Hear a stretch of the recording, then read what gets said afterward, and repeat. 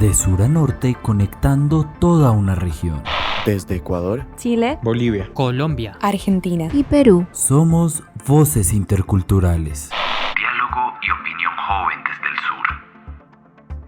Hola, ¿qué tal? Un saludo, para mí es un gusto acompañarlos en este nuevo episodio de Voces Interculturales. Yo soy Juan Camilo Gómez y los saludo desde Bogotá, Colombia. Hoy les quiero contar que por este episodio vamos a modificar un poco el formato.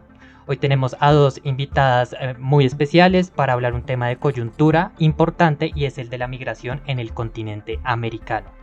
Y esto porque la situación en estos momentos es crítica. En las últimas semanas hemos visto imágenes verdaderamente impactantes y condenables. Por mencionarles dos, una fue la que sucedió en la frontera entre Estados Unidos y México, en donde miembros de la patrulla fronteriza estadounidense, a caballo y con una especie de lazo, otros decían que era un látigo en mano, hacían retroceder y perseguían a migrantes que intentaban entrar a suelo estadounidense. Hay que recalcar que principalmente eran haitianos, aunque había pues también de otras nacionalidades. Y por otro lado, otra imagen preocupante, y me atrevería a decir que peligrosa, fue lo que pasó el pasado 25 de septiembre en Iquique, Chile. Iquique es una ciudad al norte del país con alrededor de 200.000 habitantes. Pues bueno, allí se convocó una marcha en contra de la migración irregular, en la que participaron alrededor de, pues las cifras oficiales dicen entre 3.000 y 5.000 personas. Y la escena más impactante de todas, yo creo, fue una en donde algunos manifestantes encendieron una hoguera en plena vía pública y quemaron pertenencias de los migrantes, principalmente venezolanos. Estas dos imágenes que impactaron, pero lo cierto es que pues esta situación viene desde hace mucho tiempo. Claramente a veces hay picos donde es más preocupante y por eso queremos conversar hoy de este tema. Dicho lo anterior, empecemos. Y Zaira, cuéntanos quién es una de nuestras invitadas. Hola Juan Camilo, ¿qué tal? Un gusto estar hoy nuevamente con ustedes. Nuestra primera invitada es Elizabeth Puente, quien tiene 25 años. Ella es originaria de la Ciudad de México. Desde 2015 es voluntaria en Amnistía Internacional México y licenciada en Derecho por la Universidad Nacional Autónoma de México. Actualmente se encuentra cursando la especialidad en Migración Internacional en el Colegio de la Frontera de México, lo cual es importante rescatar que es el primer centro de estudios fronterizos en el norte de México. Y finalmente, pero no menos importante, es conductora de la sección Nota Curiosa del programa en internet llamado Migranteando, programa dirigido a personas extranjeras en México para recomendarles lugares para visitar y cómo pueden realizar sus trámites migratorios en México. Lo pueden encontrar como Migranteando en Facebook y les invito a darle seguir. Elizabeth, bienvenida. Hola, muchas gracias por la invitación y un gusto compartir este espacio con ustedes. Y nuestra segunda invitada es Natasha Rojas, quien es politóloga internacionalista, es venezolana y actualmente reside en Colombia. Realizó un pregrado en Ciencia Política y otro en Derecho en la Universidad Rafael Urdaneta en Venezuela. Es magíster en Relaciones Internacionales de la Pontificia Universidad Javeriana de Bogotá y se encuentra realizando un doctorado en Derecho en la Universidad Nacional de Colombia. Ha sido profesora en múltiples universidades en Colombia y actualmente es profesora e investigadora en temas de democracia, derechos humanos, migración y género. También forma parte de la Red Politólogas. Muchísimas gracias a ustedes, el gusto es mío. Hola, ¿cómo andan? ¿Qué tal, Elizabeth? ¿Qué tal, Natalia? La verdad es un gusto para mí, como para todos, poder compartir esta charla y aprender de ustedes acerca de estos temas que vamos a tratar. Por ello, considerando sus estudios y aquello a lo que se enfocan, quería empezar preguntándoles ¿por qué creen ustedes que solemos sentir la llegada de inmigrantes a vuestros países como un problema? Bueno, muchísimas gracias. Bueno, hablando particularmente del caso colombiano, que probablemente tiene un comportamiento diferente o con ligeras diferencias al resto de la región. Colombia ha sido un país que tradicionalmente no había recibido migración, al menos migración notoria y migración de esta forma en todo el país. Y por otro lado también, de alguna u otra forma, muchos medios de comunicación ayudaron a instalar esta narrativa. Y cuando constantemente los medios de comunicación lo que nos reportan son situaciones relacionadas con temas de seguridad, con conflictos que se dan en los lugares de llegada, se genera como esa sensación de asociación a un problema, como menciona, y no realmente como un fenómeno social, que como generalmente digo en otros espacios, lo problemático es la forma como lo gestionamos, no el fenómeno social en sí mismo. Entonces yo creo que esos dos fenómenos, un poco la historia, experiencias anteriores frente a esa construcción social, a esa construcción de lo diferente, y por otro lado una narrativa que han instalado en buena medida parte de los medios de comunicación. Elizabeth, adelante. En el tema de México, los migrantes se ven más como personas o lo ven de esa perspectiva que vienen a robar trabajo, los ven como criminales simplemente por el hecho de pasar la frontera de forma ilegal. Entonces, de esta manera, lo que está sucediendo tanto en México como en otros países, como lo que pasó en Perú, es que la gente está percibiendo mal, pero también porque tenemos autoridades o tenemos líderes que mueven masas y que están criminalizando la migración, viéndolo no como un fenómeno o una movilidad, y porque ellos están huyendo de sus países de origen por el tema de que sus vidas están corriendo riesgo de alguna u otra forma. Natasha, y yo le quería preguntar digamos, yo cuando vi las imágenes de lo que pasó en Iquique, Chile, que narré al principio del episodio, veía digamos, el titular de Mega Noticias, que es un medio chileno, y decía, marcha contra la migración ilegal, no irregular, sino ilegal, en Chile. Y muchas veces, pues yo sentí que se defendían con decir, marchamos contra los ilegales o los irregulares, pero no contra los que no están de esa manera. Pero lo cierto, yo me preguntaba, esta es la pregunta que te quiero plantear, es si estuvieran regularizados con todos los permisos de la ley, ¿se acabaría la xenofobia? Yo creo que no, pero pues quiero que tú me cuentes, porque al fin y al cabo creo que termina siendo una narrativa en contra de inmigrantes, pero además inmigrantes pobres. ¿Qué opinas de esto? Sí, ciertamente como tú mencionas y como decía incluso Elizabeth, esta idea de asociarlo a la ilegalidad es ese discurso de criminalización que ya se instala. Pese a que se ha tratado de repetir en diferentes momentos, las personas no son ilegales, lo que puede ser es un momento, una situación administrativa irregular, que no tenga una regularización, pero creo que simplemente son etiquetas que esconden la xenofobia por un lado y por otro lado una porofobia, y lo que tú decías, como ese rechazo a una persona que está en situación de vulnerabilidad. Porque es que además esto se genera como una especie de escalera en América Latina y es, si hay alguien que está en peor condición que yo, entonces yo creo que tengo ciertas atribuciones por condenar y rechazar a esa persona que está en una peor condición que yo. Entonces eso como que de alguna forma les da ese poderío o se creen con la competencia para hacerlo. Y en el caso chileno viene reforzado por algo más, y era lo que decía Elisa, también unas autoridades que han avalado ese discurso. Y ciertamente, como mencionas, la regularización no me va a alivianar la xenofobia.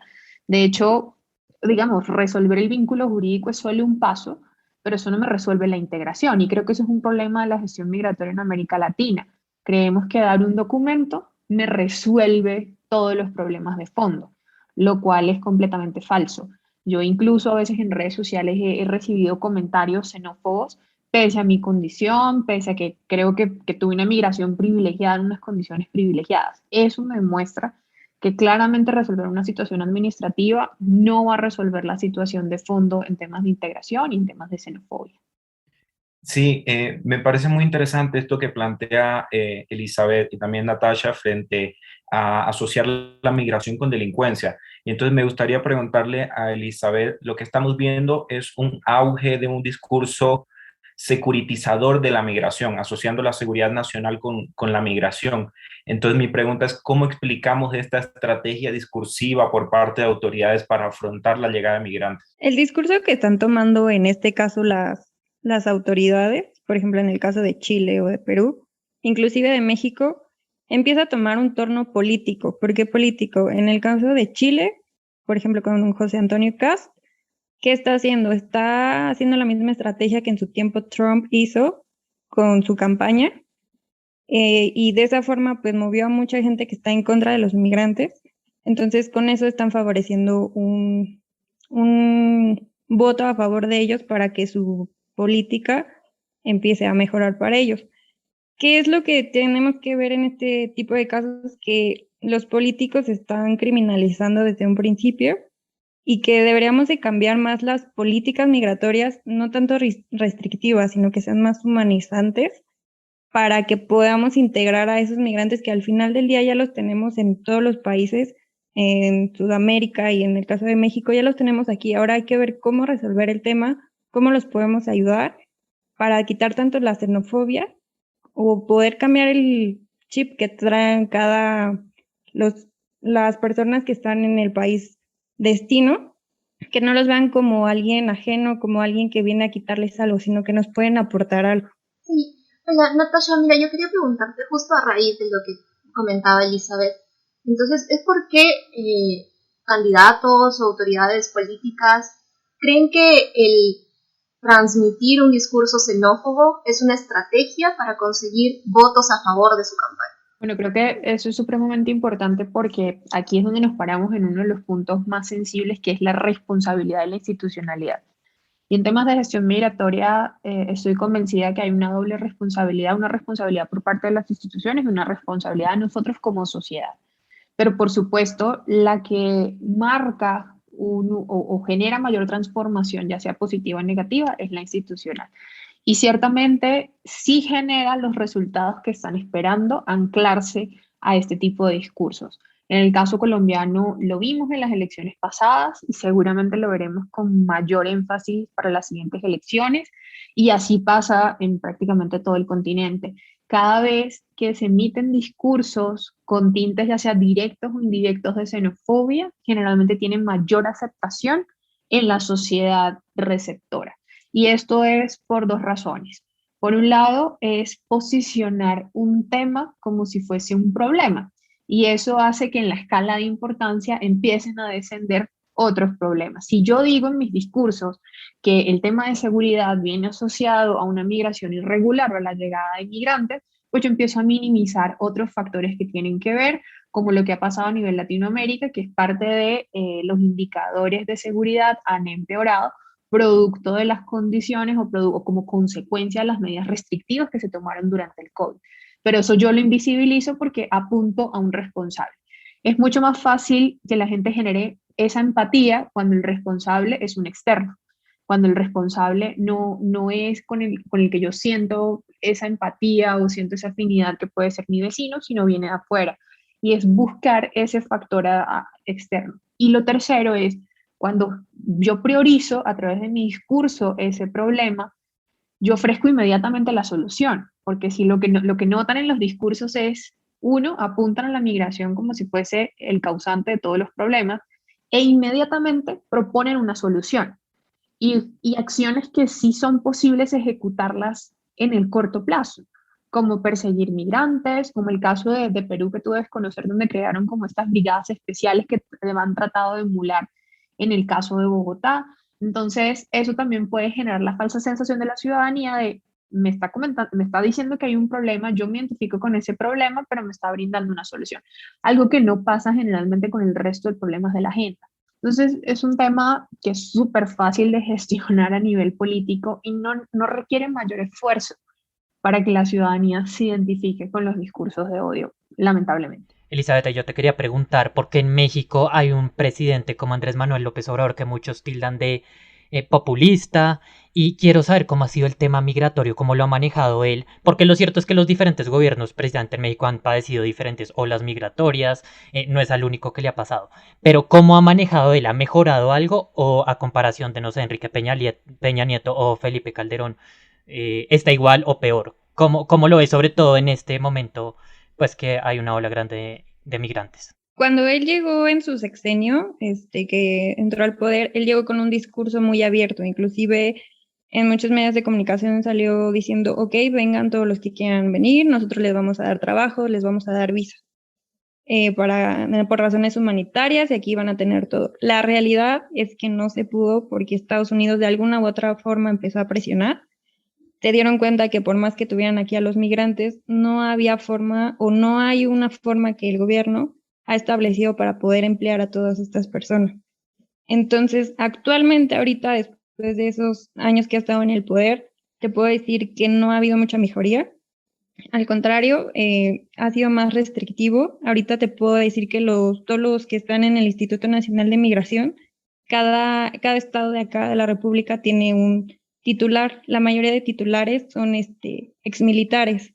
Con eso ya te está dando un preámbulo de lo que quiere, que la migración sea más controlada, militarizada, inclusive que sea más restrictiva. Entonces, no ha habido un mejoramiento en México en ese aspecto. Y Natasha, ahí quiero volver un poco al caso de Chile, porque vimos que después de esta marcha, pues digamos, sí lo condenó el presidente Sebastián Piñera y pues digamos también a nivel internacional, pues organismos como la ONU o la CIDH, pues alzaron la voz y dijeron que era pues aberrante esto que había sucedido. Sin embargo, también el gobierno chileno anunció que iba a comenzar otra vez las polémicas deportaciones masivas.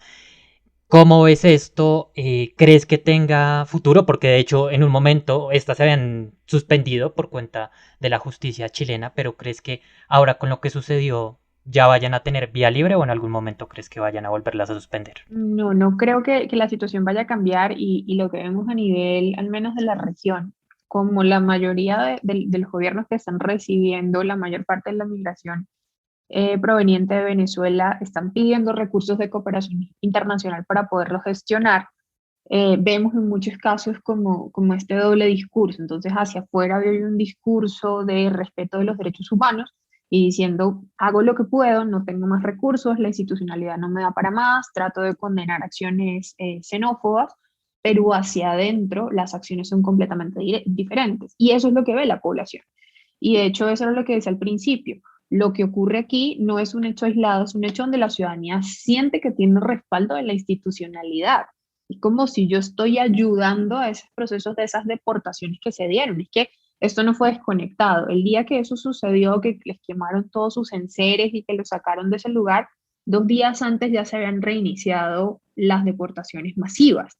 Y esto tiene una clara conexión porque es que si yo estoy viendo, es como cuando hablamos siempre de los niños y niñas que siguen los ejemplos de las personas adultas. Es exactamente igual. La ciudadanía, al no tener suficiente información o, digamos, no tener un conocimiento claro de qué es violatorio de derechos humanos o no, sigue como el ejemplo de esa institucionalidad. Entonces yo creo que hay una clara ruptura entre el discurso hacia afuera, lo que pasa hacia adentro, pero lamentablemente, al menos en el caso chileno, yo no creo que vaya a haber un cambio, al menos en el corto plazo. Sí, a partir justo de lo que mencionaba también Juan Camilo y lo que menciona Natasha, yo ahí quisiera como preguntar o abrir la pregunta a Elizabeth sobre, teniendo este respaldo, ¿no?, de las instituciones para la sociedad o parte de la ciudadanía que transmite discursos xenófobos, ¿cuál es el rol que desempeñan las organizaciones de la sociedad civil cuando se ven vulnerados los derechos humanos de personas migrantes? Como voluntaria de Amnistía Internacional, entiendo que estás involucrada en el activismo sobre derechos humanos y entonces desde esa perspectiva me gustaría saber cómo es que tú visualizas el rol que desempeñan estas organizaciones en este tipo de situaciones. El rol son dos tipos. Uno, visibilizar a esta población vulnerable, pero también hacer conciencia de por ejemplo, en México, todos los mexicanos como que poner ese ejemplo, saber, o más que nada, saber como la historia de ellos, visibilizar de dónde vienen ellos, que no es fácil la decisión que están tomando, que es migrar a otro país sin nada, con lo que traen muchas veces puesto, que a veces es dejar toda una vida, una familia, una costumbre por venirse a otro país porque quieren mejorar su vida.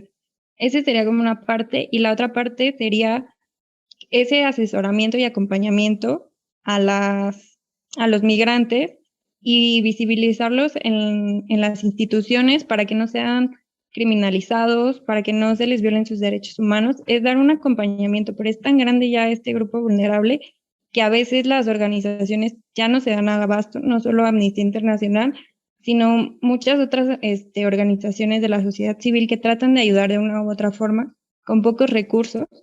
Y esta es la forma que yo vería como la visibilización de este grupo. Ahí te quiero preguntar, Elizabeth, ¿ha estigmatizado el Estado mexicano, no necesariamente solo ahora, sino de pronto a lo largo de la historia, ha estigmatizado a las organizaciones, a las ONG que ayudan a este tipo de personas? Porque es que aquí, digamos, en Colombia, el gobierno nacional, en general, no solo esto, sino generalmente los gobiernos han estigmatizado a las organizaciones o pues a las ONG. ¿Allá pasa algo similar o no es tan directo?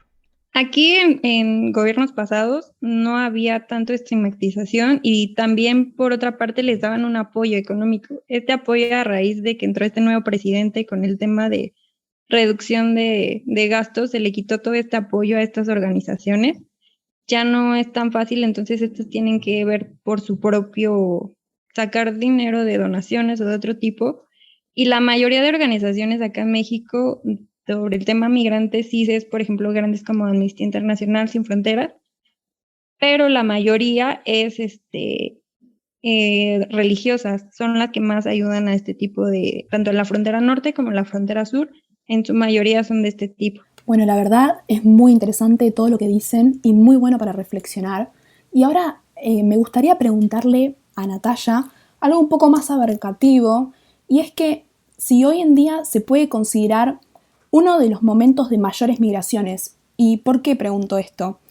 Porque la población extranjera en mi país, en Argentina, por lo menos, siempre fue un actor protagónico en el crecimiento de la nación, sobre todo bueno, en el siglo XIX y el siglo XX de inmigración europea, pero últimamente aumentó la cantidad de migraciones de países limítrofes, principalmente de Paraguay y de Bolivia, pero como así también llega mucha gente de otros países, vemos que mucha población argentina emigra también a otros países para conseguir un futuro mejor que no encuentran en nuestro territorio o bueno, por diferentes motivos y cuestiones personales. Por eso es que quiero preguntarle si hoy nos encontramos en uno de los momentos de mayores migraciones tanto en Latinoamérica como en el mundo, o si en realidad veo más que nada este flujo migratorio aquí en mi país. Vale, ciertamente, como mencionas, y casos como el argentino, incluso casos como el venezolano, ya habían vivido procesos migratorios, pero tal vez de diferente índole.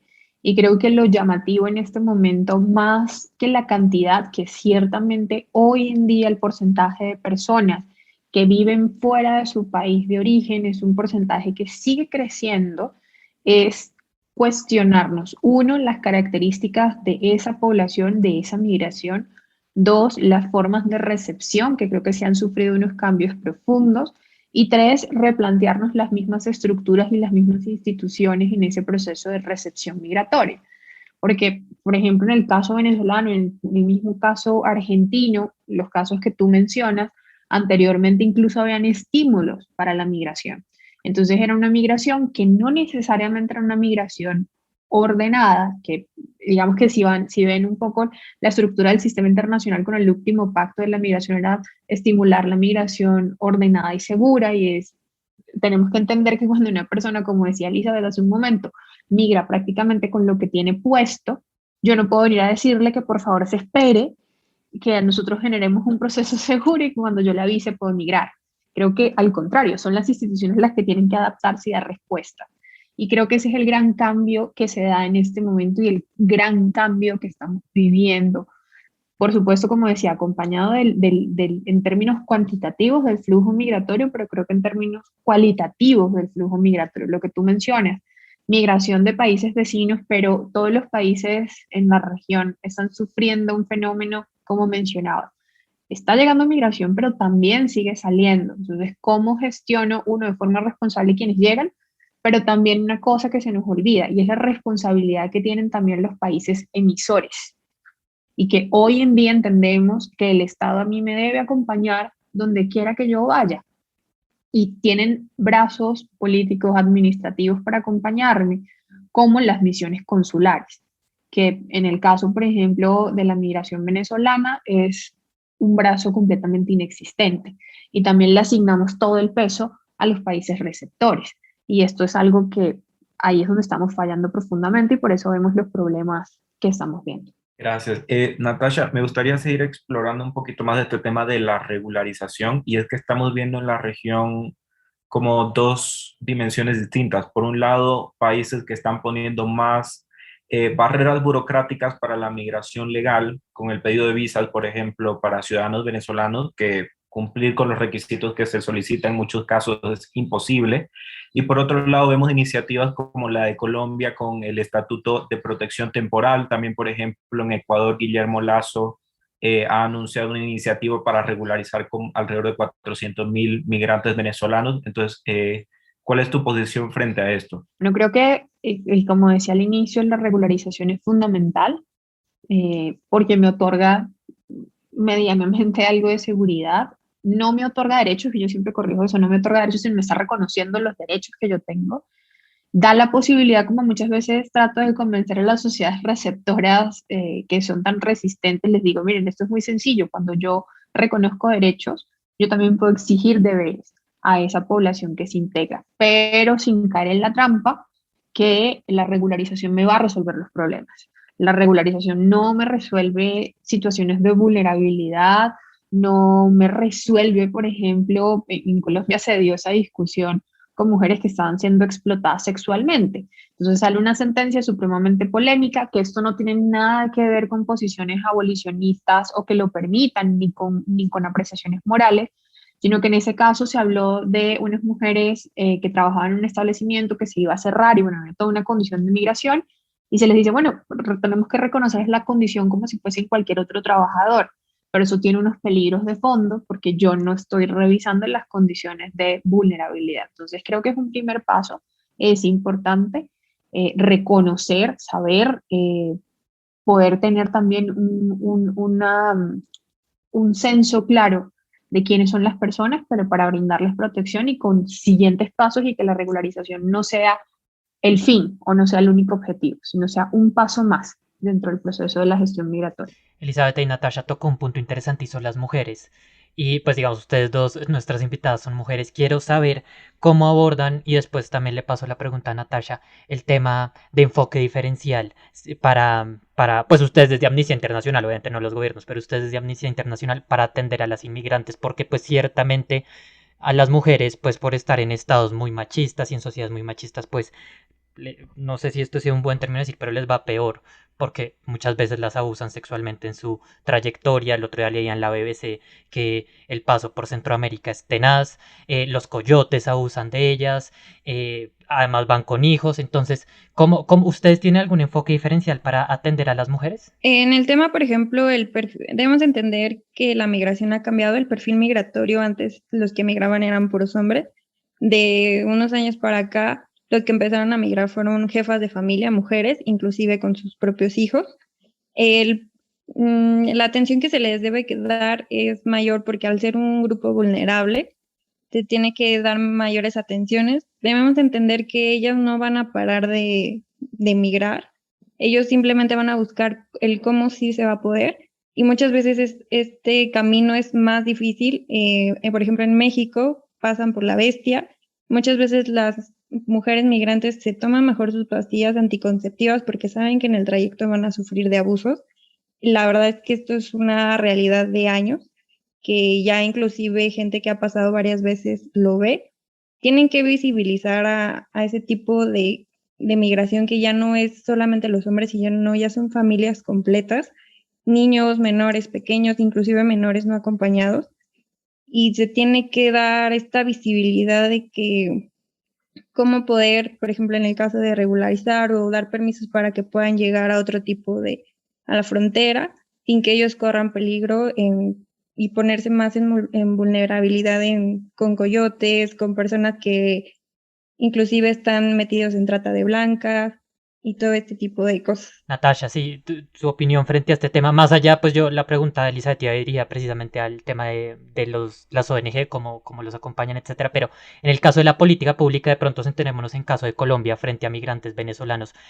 Con lo que usted ha estudiado, etcétera, ¿ha visto un mayor enfoque de género o sigue siendo muy, muy precario o inexistente? No, digamos que se han hecho algunos esfuerzos, pero todavía no vemos claramente enfoque de género y ni siquiera dirigido como a proteger de una forma especial a las mujeres. Como decía Elizabeth, la migración por fin se terminó de admitir que tiene unos cambios muy grandes en las formas.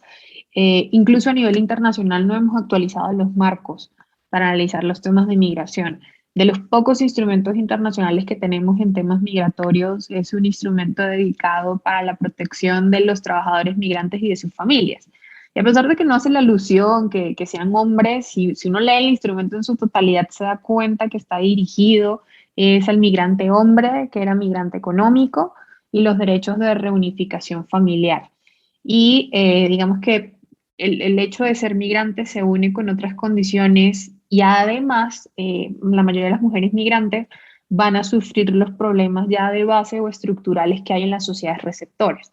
Y eso las pone en una condición de doble vulnerabilidad frente a las redes de trata, al tráfico de migrantes, digamos a condiciones muy especiales y particularmente también cuando estamos hablando de niñas y adolescentes. Y ya para cerrar, Natasha, quiero preguntarle el tema de, ya hablamos de la política y cómo los políticos también utilizan ese discurso para, pues buscando, por decirlo así, un enemigo en los migrantes para, pues digamos, sí, como responder a la inseguridad, o sea, que es culpa de los migrantes, etcétera.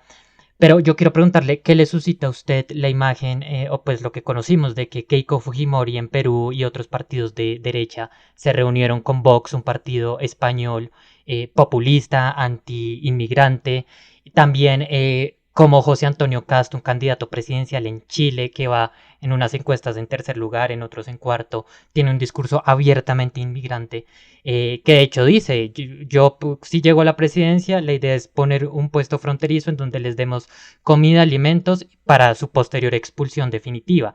¿Cómo ve este tipo de personas? Claro, Keiko Fujimori no es gobierno, pero en todo caso es una líder política importante en Perú. Creo que eso es lo que comentábamos hace un rato, es la instrumentalización de la migración y de la gestión migratoria, aunque en América Latina pasan cosas muy raras, ¿no? En América Latina no necesariamente lo clasificamos como derecha o de izquierda, tiene una agenda de derecha o tiene una agenda de izquierda. Y eso lo digo porque incluso muchos mandatarios en la región dicen ser de izquierda y son profundamente xenófobos. O sea, aquí no nos... Exactamente, aquí las posiciones políticas no nos hacen... Es muy curioso. Y en Colombia lo estamos viviendo mucho, ¿no? Algunos gobiernos a nivel local que dicen ser de izquierda son xenófobos, son misóginos, y en cambio los que manifiestan ser de centro de derecha parece a veces que tienen políticas más incluyentes que otros. Y aquí, con lo que mencionas, un tema que no había hecho referencia, pero es supremamente importante, y es la migración tiene una dimensión política, sobre todo cuando estamos hablando de casos como la migración venezolana, la misma migración cubana en su momento, tiene una profunda dimensión política que tiene que ver, uno, la posición que tiene ese Estado, ese gobierno, frente al régimen, por ejemplo, venezolano, va a afectar o influir de forma directa cómo gestiona la migración. Entonces, en América Latina vemos que así sean gobiernos que en otras circunstancias serían antimigrantes y generarían políticas restrictivas, si son oposición o si apoyan a la oposición en Venezuela, tienden a tener políticas mucho más flexibles hacia la migración venezolana. Y cuando son gobiernos mucho más alineados con el régimen, tienden a sancionar mucho más la migración, como es el caso de Trinidad y Tobago. Entonces, digamos que particularmente en este caso que estamos viviendo, ahí lo atraviesa muchísimo la posición política frente a Venezuela. Pues a nuestras dos invitadas, muchas gracias por estos minutos que nos regalaron aquí en Voces Interculturales. En verdad es un tema muy interesante. De hecho, nuestro primer capítulo lo dedicamos a la posible llegada de afganos a América Latina, pero hoy quisimos centrarnos principalmente pues en la migración aquí interna y lo que estamos viviendo en la región. Muchísimas gracias. Esto fue Voces Interculturales. Con Antonio Trócoli desde Ecuador, José Carlos Paz desde Bolivia, Zaira Cruzado desde Perú, Catalina Tacone desde Chile, Lola Blasco desde Argentina y Juan Camilo Gómez desde Colombia. Recuerda seguirnos en redes como @Intercultural. Producido y editado por Juan Sebastián Parrado. Hasta la próxima.